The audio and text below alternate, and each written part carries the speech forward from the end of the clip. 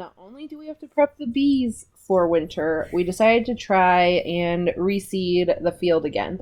As some of you may have known, we did this in the spring, preparing to have bees. Well, it didn't really take. So we spoke to a couple different people, and they suggested that fall planting would be better for the local wildflowers that we're planting. So we're doing some clover and some lavender and a couple different seed mixes in here. All of them are drought tolerant since we don't have any water in our field. We want them to be able to survive with just the local rainfall. So in our nature, we're using my RAV4 as a truck. We already harrow chained the field to churn up some of that top layer of dirt. And now we're going to go around and seed it.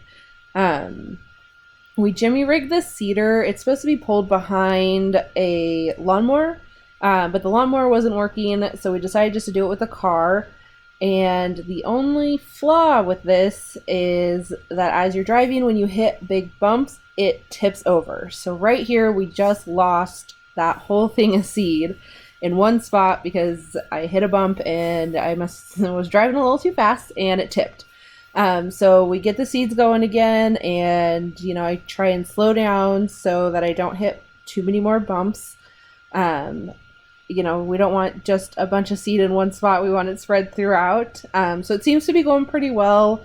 Then it actually dumps again. And so the way we had it tied didn't make it where it was static, so it flipped back and forth. So we came up with a solution. Isaiah had to ride in the back of the car with the trunk open and use his legs to hold the seeder steady, and that worked. We were able to finish seeding the field. We did our last bit of seed and spread it out throughout the whole thing. So even though we did lose 2 mixes, we were able to seed the whole field.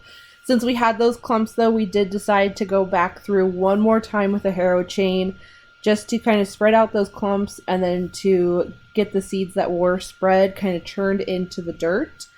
But other than that, we're hoping this will take over the winter. The seeds will freeze and then they'll germinate. And the next year we will have clover and other flowering plants in our field so that the bees will have some food to forage on. You can't see it in this video, but we also did plant 2 trees that are supposed to be really good for nectar and pollen. So we'll see how those do next spring.